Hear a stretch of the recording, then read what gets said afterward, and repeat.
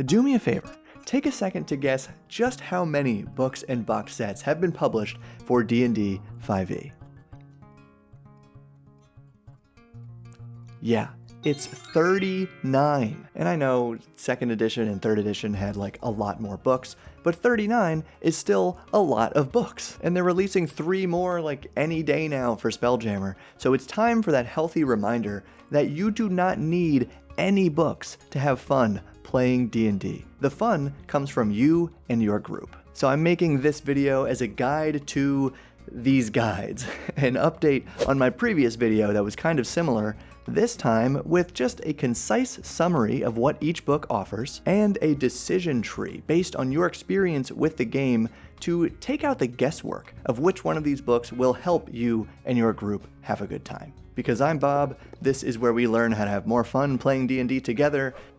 Movie magic, here they all are, and we're gonna start with the box sets. Dice shaking around really loudly, should have removed those first. The starter set, the new one, Dragons of Stormwrack Isle, is the best for brand new players. All of these are geared toward people who are just getting into 5e D&D, but this one, for all the reasons explained in this other new video I have on my channel up in the corner, lid falling over, the character sheets in particular are so great at literally spelling out everything that your characters are good at and how to play, compared to the other ones where the players will kind of need to borrow the rulebook to see how their characters really function. And it's really not just about these character sheets. You know, yeah, it comes with dice, comes with an adventure, comes with a rulebook, just like the other ones. But I think this is really just the best at knowing who the audience is for a starter set, and that is people who don't know almost anything about D&D. You just saw it in Stranger Things, want to check it out, get this box. These other boxes are also cool, but the Essentials kit, for example, dice shaking? Yeah, comes with a bunch more dice. Let's actually look at that. 4d6s and 2d20 for advantage, disadvantage, but specifically that 4d6 for character creation, because this one includes some more rules about how to create your own characters. It includes a box that you have to kind of assemble yourself, but a bunch of cards with NPCs and magic items and initiative order for you. There's also a DM screen and a whole map. So this one, the Essentials kit, really just gives you kind of low quality versions of these other accessories for D&D to give you a taste of what it's like and what tools you might or might not be interested in going forward investing in the hobby. And the adventures in these are both pretty good, but not as good as the adventure in this one, the original starter set containing the Lost Mines of Phandelver. But if you just want the adventure, you don't need to get this set anymore, because that adventure is actually free for everybody on D&D Beyond. Go check it out. Now, there are 2 other box sets. They're sort of crossovers. One of them is a Rick and Morty themed set, and the other one is a Stranger Things themed set. And I've heard that one, the Stranger Things one, is actually pretty good. And I might check it out, because I am a big fan of Stranger Things, but not so much with Rick and Morty, so I have no reason to really want to buy that set, and I think you should follow that advice as well. After you've had your introduction to D&D with some of the box sets, or just by playing in a campaign for a while, and you're ready to really like dig in, you think, hey, this D&D stuff is fun, I want to know more, you want the Player's Handbook. This is, in my opinion, the one and only core rulebook of D&D. They'll tell you there's a Dungeon Master's Guide and a Monster Manual, and then of all these other books that, oh, you should get. No, this is really the only one that you actually need. Still don't even need it because the basic rules are free online, but this one, let's check it out. It gives you a good introduction to what D&D is all about. Like many of the D&D books, there's awesome art throughout it, but this one gives you the full rules and honestly a little bit of a better walkthrough for character creation than the Essentials kit, which also does include those rules. All the main playable races, all the main character classes, all the way to level 20, which by the way, you probably won't need because most people only play up to like level 12-ish and then campaigns just die. It's got all the important rules and feats and spells, like all the main spells that you really could want are in here. This book has it all. So as a player or a DM, the Player's Handbook is the one that you should look to first. And I could seriously like end the video there, but we're gonna keep going because you've just hit a turning point in our decision tree. If you've decided, hey, I mostly want to stick to being a player, I really like that, I don't think I want to DM very often, then you really just want to look at one of, or maybe both of these books. Together, they contain probably close to like 100 new subclasses not in the player's handbook. And then beyond that, it is extra tools for Dungeon Masters, some new spells. I really like Xanathar's Guide because, as you can see here in the back, it has tons of tables of names, which is really, really helpful as a DM. But honestly, these books are just accessories, mostly geared toward players, but they kind of tried to hook DMs by having these extra rules, which are not like super important, and they don't supersede anything in the main rules. They're just for fun. Similar to these, we have, of course, the Dungeon Master's Guide. So if you want to be the DM, this has all kinds of great tips for building out your own world, writing your own adventures. There are tons of cool optional rules in here, and players will know this book because it does contain, like, where are they? All of the magic items of D&D. But really, you should only be looking into getting the Dungeon Master's Guide if you plan on, like, really digging in as a Dungeon Master. There's just a lot of stuff in here that will be inspiring to you. That is the purpose of this book, and it does it pretty well. And now, this next recommendation might sound a little weird, but at this point, kind of early in your D&D journey, you've gotten through a box set or two, maybe one or two of these core books, and here's when I think you should take a look in the wide world of third-party 5e materials. And so here's one that I really like. It's called Historica Arcanum City of the Crescent. It is a setting book and campaign book and player options all in one for adventuring in the real-world ancient city of Istanbul while it is modernizing in the 19th century. So it is this really unique concept of blending history and fantasy together in a way that you will just never ever see in an official D&D book. You can only get this stuff by looking into third-party materials. And yes, they are sponsoring this video to promote their next big project, Historica Arcanum Empires of the Silk Road, which will take you into a new historical fantasy setting all across Eurasia. So check out the quick start PDF for that book through the link below. So now you've explored a little bit of the world of third-party materials, and you're ready to dip back into some official content. Here's where you need to make kind of another pivotal decision as a DM. Do I mostly want to plug short, pre-written adventures into an official setting or my own campaign setting? Do I mostly want to run a long, pre-written campaign following a unique theme in an official D&D 5e setting? Do I mostly want to run my own adventures in an official D&D setting, or do I just want to run my own adventures in my own setting? Taking those options in reverse order, if you want to create pretty much everything yourself, the only other official books that may interest you are the bestiaries. And the number one that you'll want to look at is the Monster Manual. It contains all of the classic D&D monsters. We got our Beholder right here on the cover, but it has art for all of them. Of course, they're like fully statted out with their stat block. You get bits and pieces of lore, and this is really the book that's going to teach you how to create monsters and just get inspired to create your own adventures based on these cool creatures. The other bestiary that I really like is Volo's Guide to Monsters. We can see that this one contains about 100 pages of lore for our classic monsters like beholders, giants, gnolls, goblinoids, hags, kobolds, mind flayers, orcs, and yuan-ti, the snake people. But this book also has a section of awesome player races and, of course, functions as a bestiary. And then Mordenkainen's Tome of Foes is very similar to Volo's because it contains, yes, a ton of monsters, but also a ton of lore. But this book very much specifically focused on demons, devils, and a handful of other extra-planar places and entities. Also listed basically as a source book that's kind of a bestiary is the new Mordenkainen's Monsters of the Multiverse. But let me stress to you, viewer, that is barely a new book because it pretty much just contains all the monsters from these two, the original Mordenkainen's book and Volo's. If you didn't already have these and you just want a ton of monsters, then Mordenkainen's Monsters of the Multiverse is probably a good way to go. There's also Fizban's Treasury of Dragons, which, if you really love dragons and you want even more than are already in the Monster Manual, because there's a ton of dragons in there, if you really want more and you want more lore about them, get Fizban's. And Spelljammer is just about to have its own bestiary published, so it's going to have a lot of really wacky monsters that you probably wouldn't see in these other books. Now, if you're already good at creating your own fun quests and you just don't like the minutia of building your own world to play those quests in, you want to look at the setting books. There are 8 so far, and I only own one of them. This is The Mythic Odysseys of Theros, the special edition cover, which in my opinion is the coolest book cover of any D&D book ever. So while this book is a Magic the Gathering setting,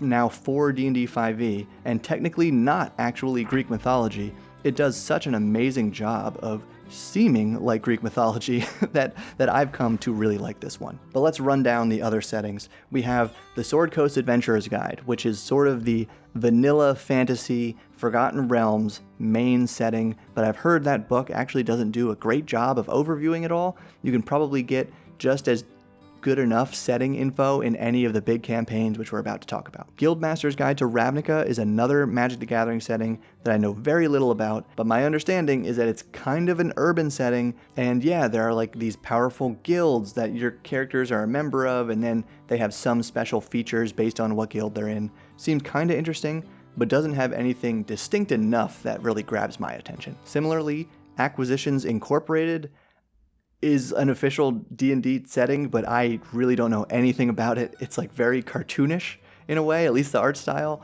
and I'm sure it's kind of like funny and comedic. I just haven't checked it out yet. Eberron, Rising from the Last War, is the sci-fi fantasy magic is very like utilitarian version of D&D, very popular setting. I don't own the book, but I recommend checking it out because a lot of people like it. Explorer's Guide to Wildemount is the Critical Role setting published under D&D. They do have their own book that's third party and has the whole Tal'Dorei continent. So if you really want to play in the world of Critical Role, you could get that book. Then Van Richten's Guide to Ravenloft is an interesting one because it's all about these domains of dread, which are kind of like pocket dimensions all existing in the Shadowfell. So really that book is a collection of like a lot of micro settings, all with sort of gothic horror themes that, again, I'm pretty sure a lot of people like. It's just not my taste. And Strixhaven Curriculum of Chaos is kind of supposed to be like Harry Potter, D&D, Wizard Academy.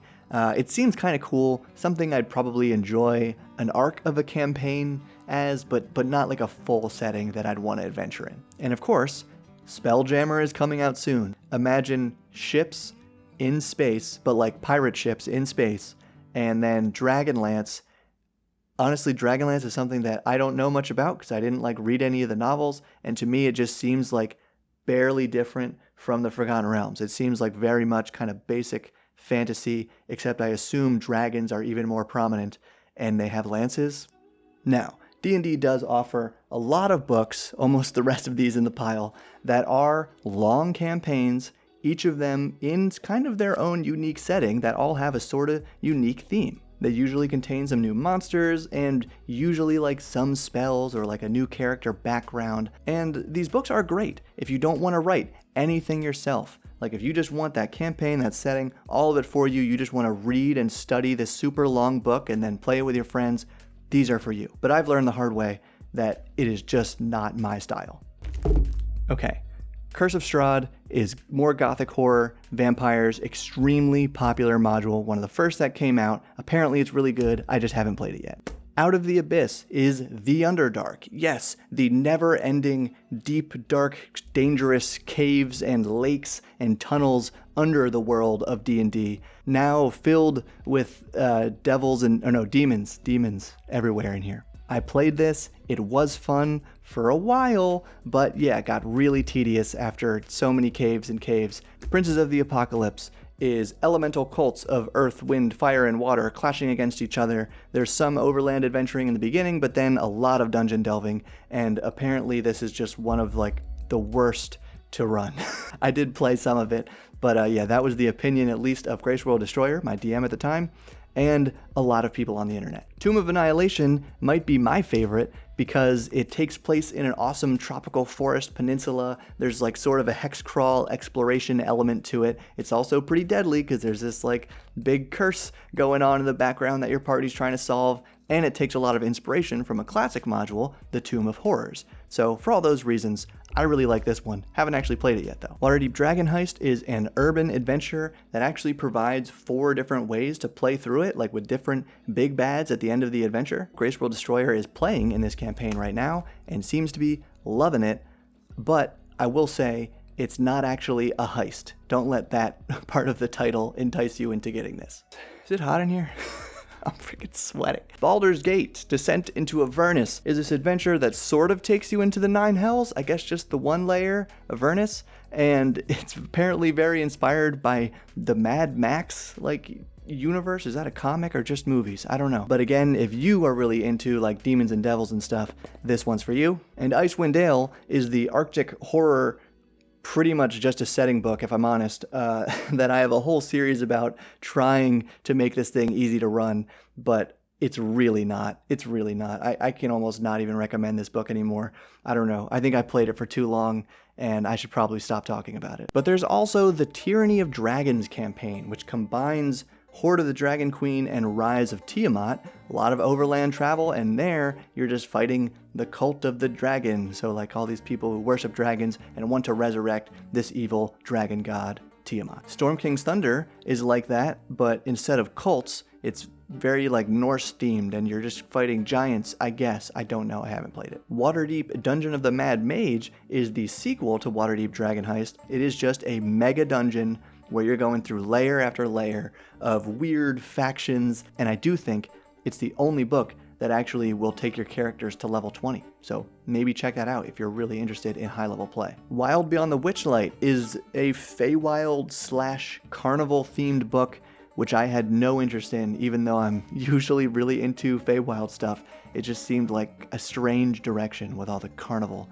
elements to it. But one thing really cool about that, it has basically options for every encounter where you don't really have to fight anything. You're not forced into combat in any way in that whole book, which is pretty cool. It's a unique direction. And then we have Critical Role, Call of the Netherdeep. Again, haven't played it, but if you want to play in Critical Role's world, that's the book for you.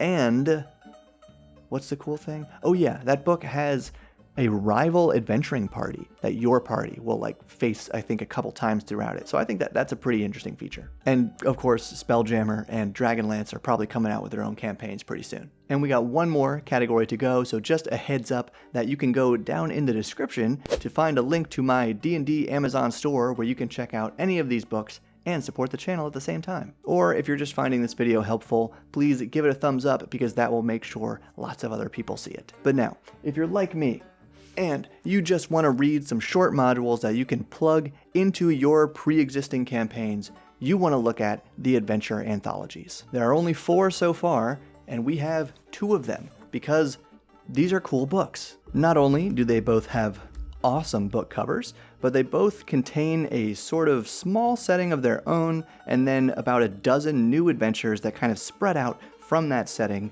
into their own little micro settings. So Radiant Citadel is the newest one that contains, of course, the setting, the Radiant Citadel. It's a very utopian little society, and then has 12, or actually maybe 13 in this one, adventures that are written by and heavily inspired by real-world cultures that usually do not get attention in D&D, or if they have been given attention in D&D's past, they just haven't been handled in a responsible way.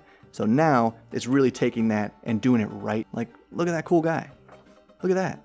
Candlekeep Mysteries is similar, except these are very much more just generic fantasy adventures that all take place around the library of Candlekeep. Well, not specifically around the library. Again, a bunch of them take place in their own little places. Some of them do take place in the library, though. The 2 other anthologies that are probably honestly the only 2 D&D books that I should own besides the Player's Handbook are Tales from the Yawning Portal and Ghosts of Saltmarsh. And I said that about them because they both contain about 7 classic D&D adventures worked into 5e. So I really want to check those books out. And like I said, the idea behind it is you can just take that adventure and plug it into your campaign, your own setting, into another existing setting. They're just really flexible material. So I really like these anthology books. And in case you don't know, I do produce really short, concise, very plug-and-play adventures for my Patreon community. Most of them written by best-selling DMs Guild authors, and even some folks who have written for Wizard of the Coast. So check that out. It's a great way to support the channel. And then leave a comment below telling me about your favorite D&D books. What have you gotten the most value out of on your shelf? But thank you for your support,